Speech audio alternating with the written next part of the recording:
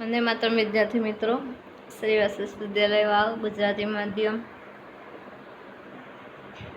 धोरण 5 subject computer chapter 3 नी अंदर આપણે ગયા વિડીયોની અંદર ન્યૂ ચેપ્ટર સ્ટાર્ટ કર્યું હતું સ્ટોરેજ બરાબર। તો એ સ્ટોરેજની અંદર આપણે બે પ્રકારની મેમરી જોઈ હતી, પ્રાઇમરી મેમરી અને સેકન્ડરી મેમરી।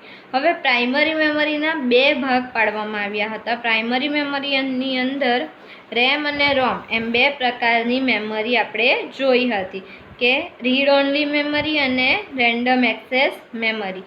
એ બંને શું છે અને કઈ રીતે કાર્ય થાય છે એની અંદર બરાબર, કઈ રીતે ડેટા જે છે એ સેવ થાય છે એના વિશેની માહિતી આપણે ગયા વિડીયોની અંદર મેળવી હતી। હવે આ વિડીયોની અંદર આપણે સેકન્ડરી મેમરી શું છે બરાબર, અને જે સેકન્ડરી મેમરી છે એ ચાર પ્રકારના ડિવાઇસમાં આપણે ડિવાઈડ કરી છે બરાબર। તો એ ચાર પ્રકારના ડિવાઇસ કયા કયા છે કે હાર્ડ ડિસ્ક, સીડી, ડીવીડી અને યુએસબી ફ્લેશ ડ્રાઈવ। તો આપણે એના વિશેની માહિતી આજે આપણે મેળવવાની છે। તો ચાલો જોઈએ secondary memory. Secondary memory external memory તરીકે પણ ઓળખાય છે બરાબર। તમે હવે બધા મોબાઈલ તો યુઝ કરતા જ હો બરાબર, તો મોબાઈલની અંદર પણ બે પ્રકારની મેમરી જોવા મળે છે। ઇનબિલ્ટ મોબાઈલની અંદર બરાબર એક ઇન્ટરનલ મેમરી આવી હોય છે કે જેની અંદર તમે તમારો ડેટા તો સેવ કરી શકો પણ વધારાની માહિતી તમે સેવ ના કરી શકો। તો એના માટે આપણે શેનો ઉપયોગ કરીએ છીએ? મેમરી કાર્ડનો બરાબર। બહારથી આપણે મેમરી કાર્ડ એની અંદર ઇન્સ્ટોલ કરીએ છીએ બરાબર, આપણો જે વધારાનો ડેટા જે હોય છે એ સેવ કરવા માટે। તો આ જે બહારથી જે મેમરી કાર્ડ આપણે ઇન્સ્ટોલ કરીએ છીએ બરાબર, તો એ મેમરી કાર્ડ પણ એક પ્રકારનું શું છે? સેકન્ડરી મેમરીનું જ ઉદાહરણ છે બરાબર। તો જોઈએ આપણે આ એક યાદ રાખજો કે સેકન્ડરી મેમરીને એક્સટર્નલ મેમરી તરીકે ઓળખવામાં આવે છે અને પ્રાઇમરી મેમરીને ઇન્ટરનલ મેમરી તરીકે ઓળખવામાં આવે છે।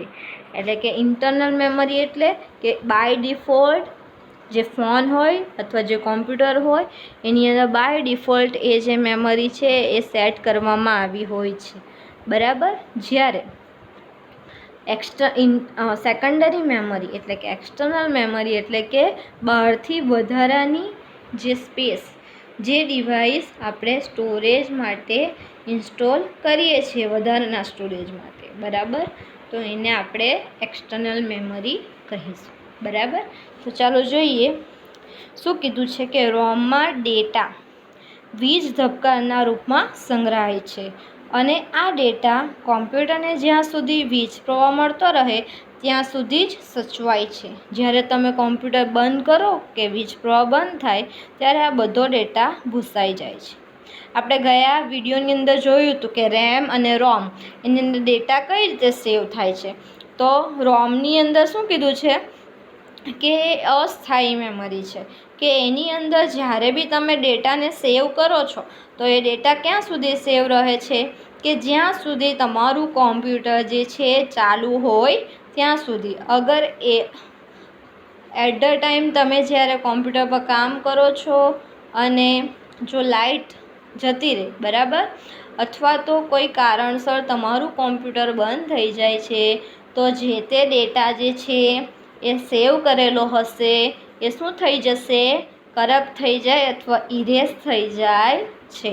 એટલે કે રોમની અંદર લાંબા સમય સુધી તમે જે તે ડેટા છે એનો સંગ્રહ કરી શકતા નથી બરાબર। હવે રેમ, તો રેમની અંદર શું આપણે જોયું હતું કે રેમની અંદર જે કંઈ પણ ડેટા છે એ એક વખત તમે સેવ કરો તો એ લાંબા ગાળા સુધી સેવ રહેશે ખરો, પરંતુ એની અંદર તમે કોઈ પણ જાતનો સુધારો કે વધારો કરી શકતા નથી। કેમ? તો કે એ રીડ ઓનલી મેમરી છે। એક વખત એની અંદર કોઈ પણ ડોક્યુમેન્ટ બની જાય ત્યાર પછી એની અંદર તમે કોઈ પણ પ્રકારનો સુધારો કરી શકતા નથી બરાબર।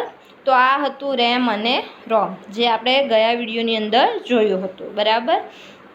આગળ આપ્યું છે કે કેટલા ડેટા તથા માહિતી અતિ મહત્ત્વના હોય છે અને તેનો કાયમી સંગ્રહ કરવો જરૂરી હોય છે. આ પ્રકારની માહિતી કોમ્પ્યુટરની સેકન્ડરી મેમરીમાં સંગ્રહાય છે. શું કીધું છે કે અમુક ડેટા એવો હોય છે જે ઇમ્પોર્ટન્ટ હોય, બરાબર, લાંબા ગાળા સુધી આપણે એનો સંગ્રહ કરવો જરૂરી બને, તો ત્યારે અથવા તે સમયે આપણે કઈ મેમરીનો ઉપયોગ કરવો જોઈએ? સેકન્ડરી મેમરીનો ઉપયોગ કરવો જોઈએ. એટલે કે આ પ્રકારના ડેટા જ્યારે સેવ કરવા હોય લાંબા ગાળા સુધી, બરાબર, તો એના માટે આપણે સેકન્ડરી મેમરીનો ઉપયોગ કરી શકીએ. આગળ જુઓ, સૌથી વધુ વપરાતા 4 એક્સટર્નલ સ્ટોરેજ માટેના સાધનો. તો આ ટીક માર્ક કરી લેજો વિદ્યાર્થી મિત્રો. કયા કયા છે? હાર્ડ ડિસ્ક, સીડી ડીવીડી અને યુએસબી ફ્લેશ ડ્રાઈવ, જે અત્યારની જનરેશનમાં સૌથી વધારે વપરાતા એક્સટર્નલ સ્ટોરેજ ડિવાઇસ છે.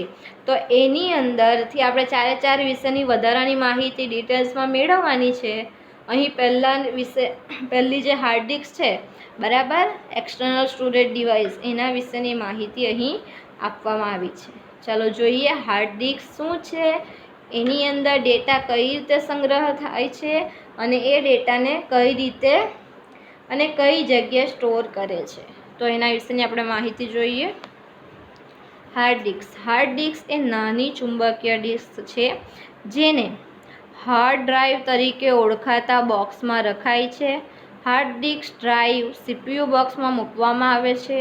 કોમ્પ્યુટર હાર્ડ ડિસ્ક પરનું લખાણ વાંચી શકે અને તેના ઉપર પણ લખી શકે. વિદ્યાર્થી મિત્રો, હાર્ડ ડિસ્ક છે, બરાબર, તો એની અંદર ડેટા કઈ રીતે સંગ્રહ થાય છે? બરાબર, તો તમે જોયું હશે કે આજથી 10 અથવા 10 વર્ષ પહેલાં જ્યારે પેલી ટેપ હતી, બરાબર, કે ટેપની અંદર જે કેસેટ આવતી હતી, બરાબર, તો એ કેસેટની અંદર એક મેગ્નેટિક ટેપ હતી કે જેની અંદર એક નાની એવી પટ્ટી વીંટાળેલી હતી ને એ પટ્ટીની અંદર જે કંઈ પણ ડેટા હોય, જે સોંગની ડિસ્ક હોય, બરાબર, તો એની અંદર બધા સોંગનો સમાવેશ એટલે સંગ્રહ થયેલો હોય, બરાબર. તો એ પ્રકારની જે ડિવાઇસ છે, બરાબર, કે જેની અંદર પટ્ટીના એક નાની એવી મેગ્નેટિક પટ્ટી આવતી હતી અને એની અંદર જે કંઈ પણ ડેટા હતો એ સ્ટોર કરવામાં આવતો હતો, બરાબર. તો એવી જ રીતે હાર્ડ ડિસ્કની અંદર પણ કઈ રીતે ડેટા સ્ટોર થાય છે? તો એક રાઉન્ડ ડિસ્ક હોય, ડિસ્કની અંદર જ્યાંથી શરૂઆત થાય છે ત્યાંથી એ ડેટા જે છે, બરાબર, એ રાઉન્ડ ફરતો આખો જે કંઈ પણ ડેટા છે એ સેવ થતો જાય છે, બરાબર. અને શું કીધું છે કે શેની અંદર હોય છે?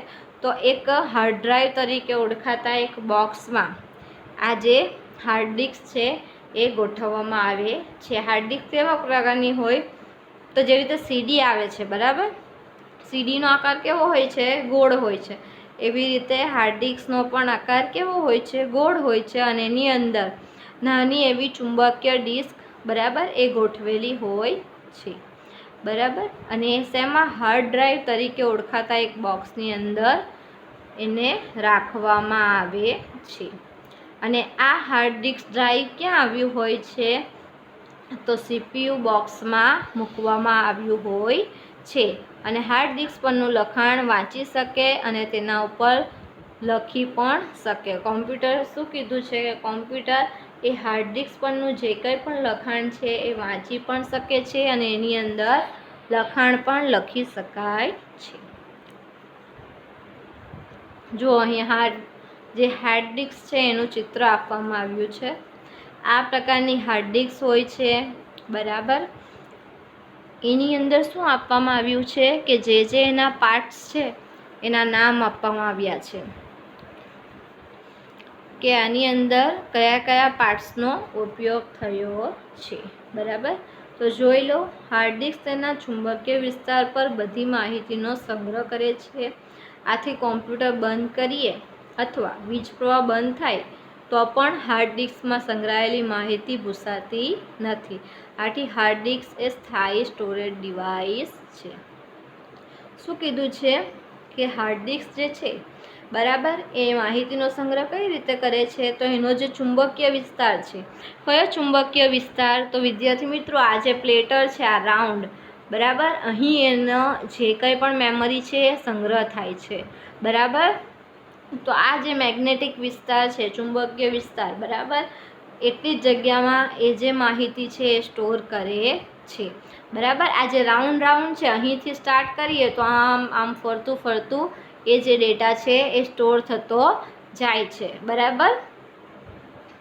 આથી શું કીધું છે કે કોમ્પ્યુટર બંધ પણ થઈ જાય અથવા વીજ પ્રવાહ બી બંધ થઈ જાય તો પણ શું થાય છે કે હાર્ડ ડિસ્કની અંદર જે કંઈ પણ માહિતી છે એ ઇરેઝ થતી નથી અથવા કરપ્ટ થતી નથી પરંતુ સેવ રહે છે બરાબર. આથી હાર્ડ ડિસ્કને કયા પ્રકારનું ડિવાઇસ કીધું છે કે હાર્ડ ડિસ્ક એ સ્થાયી સ્ટોરેજ ડિવાઇસ છે બરાબર.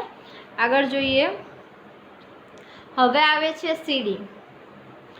સીડીનું ફૂલ ફોર્મ શું છે? Compact disc. શું કહેવામાં આવે છે એને? Compact disk.